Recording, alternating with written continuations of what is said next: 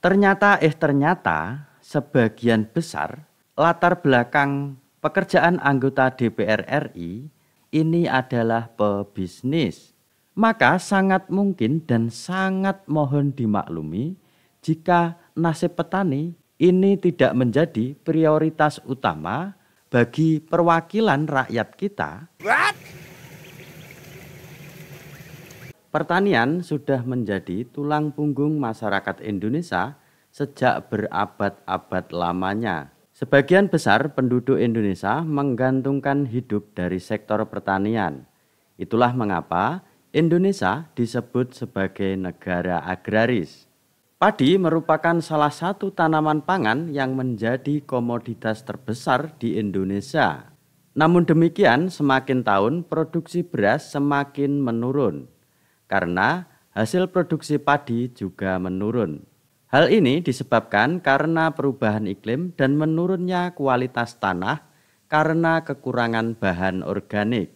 Di satu sisi, petani semakin merugi karena ketidakseimbangan antara hasil produksi dengan biaya produksi. Hasil panen cenderung menurun dan sebaliknya, biaya produksi mulai biaya garap, tenaga, pupuk dan pestisida semakin mahal.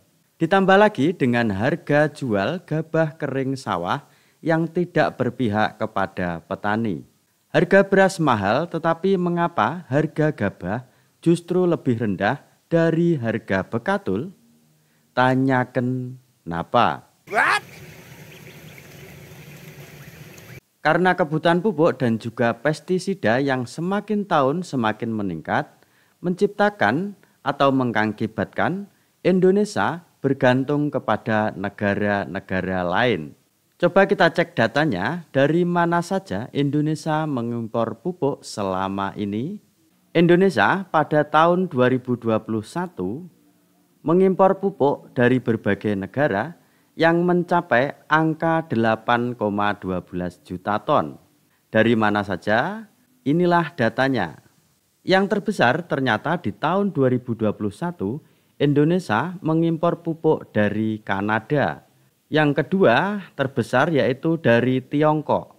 Dan yang lainnya ada dari Mesir, dari Rusia, dari Belarusia, Australia, Yordania, Vietnam, Jerman, dan juga Laos. Besaran impor pupuk dari berbagai negara tersebut meningkat 30% daripada tahun 2020. Dan di tahun 2022 ternyata menurun lagi menjadi 6 juta ton. Dan negara-negara asalnya sebagai berikut. Sama dengan tahun 2021 bahwasanya negara asal impor pupuk yang pertama adalah Kanada. Yang kedua tetap Tiongkok, yang ketiga tetap Rusia dan juga negara-negara lainnya. Yang menjadi pertanyaan, Indonesia adalah negara agraris. Sebagian besar penduduknya makan beras, tetapi pupuk masih impor. Bisa diartikan, untuk memberi makan penduduknya, Indonesia harus bergantung kepada negara lain penyedia pupuk. Mau heran, tetapi inilah Konoha.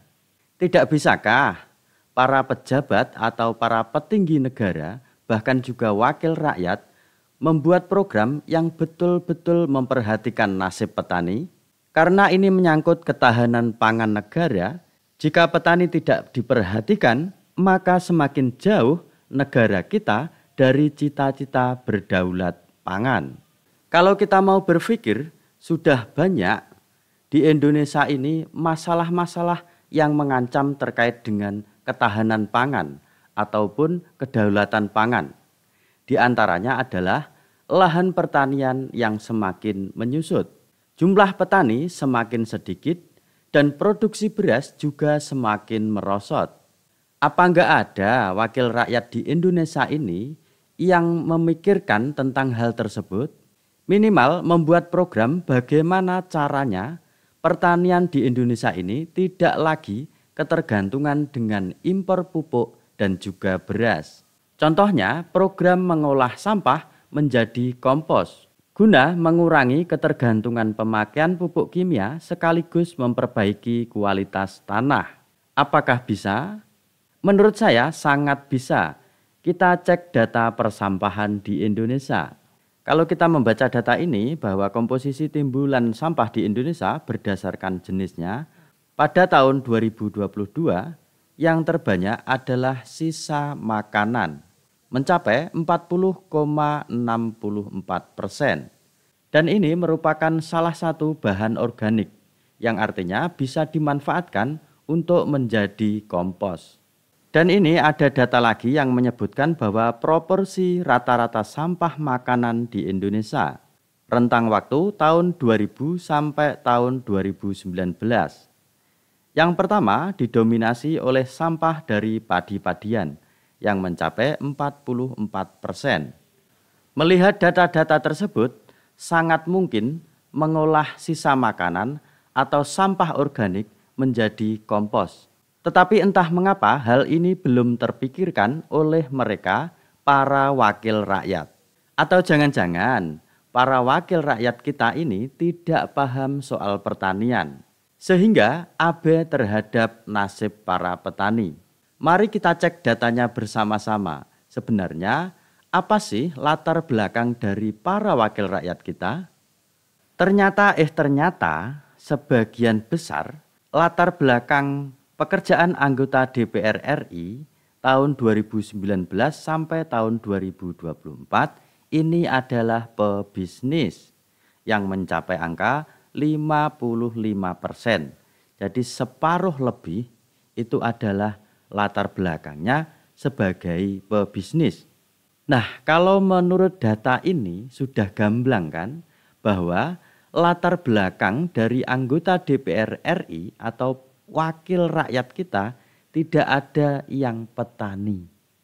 Maka sangat mungkin dan sangat mohon dimaklumi jika nasib petani ini tidak menjadi prioritas utama bagi perwakilan rakyat kita, yaitu anggota DPR.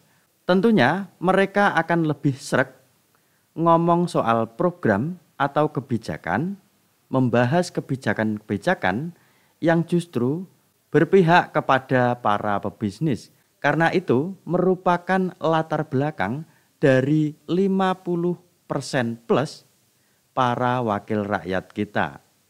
Petani mohon sabar ya, ditambahi sabarnya. Baiklah sahabat Tani Indonesia, jika menurut Anda video ini menarik, silahkan like dan juga share kepada sahabat tani yang lain.